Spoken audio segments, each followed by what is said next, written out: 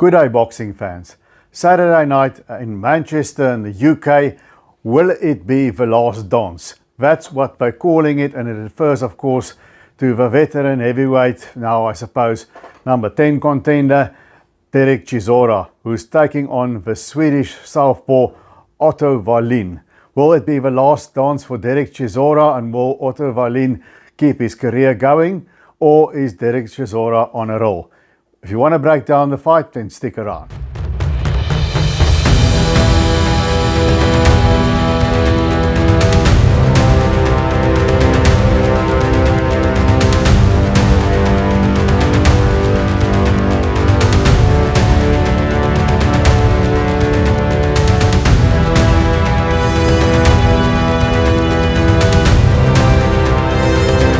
Cowboy, Derek War Chisora. I don't think there's ever been a heavyweight with double-digit losses that's been in so many high-profile fights, fought such a murderous row of opponents. He's fought basically everybody and still has such a main event profile, and that's because he always brings it, he always goes to war, and that's why you gotta love Derek Chisora. I know, and I think many people know, he shouldn't probably be fighting anymore, but it's boxing. I suppose if he passes his test, everybody's got the right to live their life the way they see fit.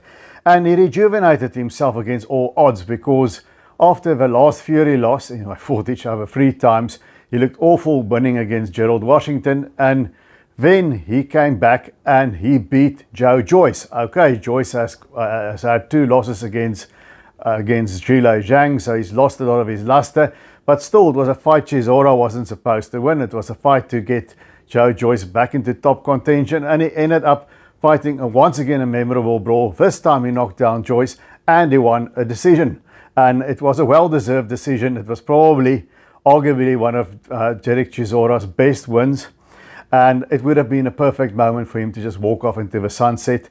And he's 41 years of age, he's nearing retirement age, and he says he's calling this the last dance because it will be his last fight in the UK. He still wants to do a fight on the African continent. I don't know if Riyadh counts as that. It is on the African continent, but we'll see about that. But will he get past Otto Wallin? Now we know what Derek Chisora does. He's flat-footed, he keeps coming forward, he's a pressure fighter, and he turns a fight into a war. Otto Wallin has got the height and the reach advantage. He's a tricky southpaw, but he's got, what I don't like about Otto Wallin is kind of underwhelming to me. His best win was against Murat Gassiev, which he fought safety first and just eked it out against the former cruiserweight king.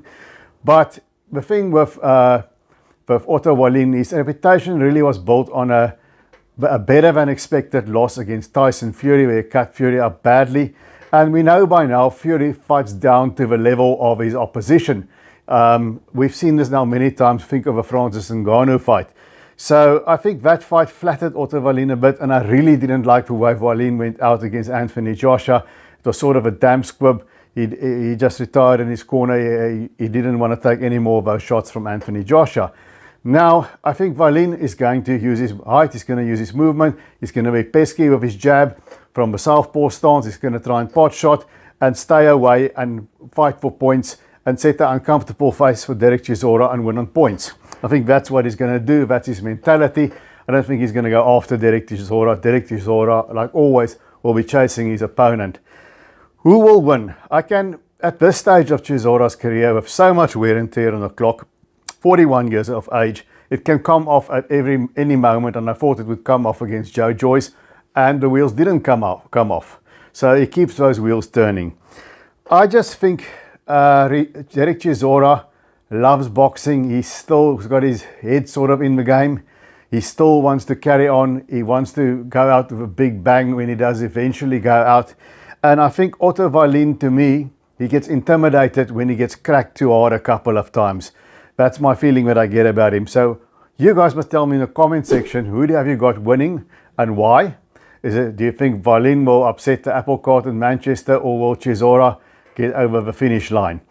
Well, for me, I'm thinking that I'm still feeling dull boy in this fight. I'm thinking Derek Chisora is going to drag Otto Wallin in a wall. Wallin is going to try and frustrate him. He's going to try and hold. He's going to try and stick and move.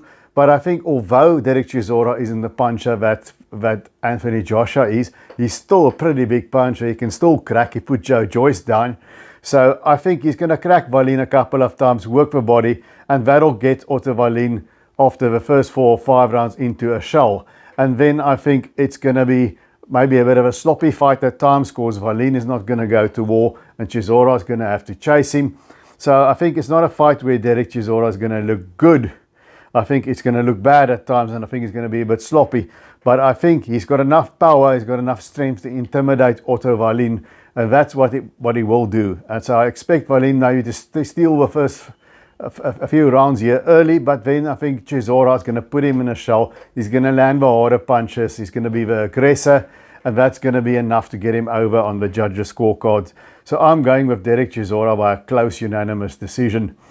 Sort of a kind of scorecard that you saw there in the Joyce fight, but I don't think it's going to deliver the same kind of action. Well, that's what I'm thinking about Derek Chisora against Otto Wallin.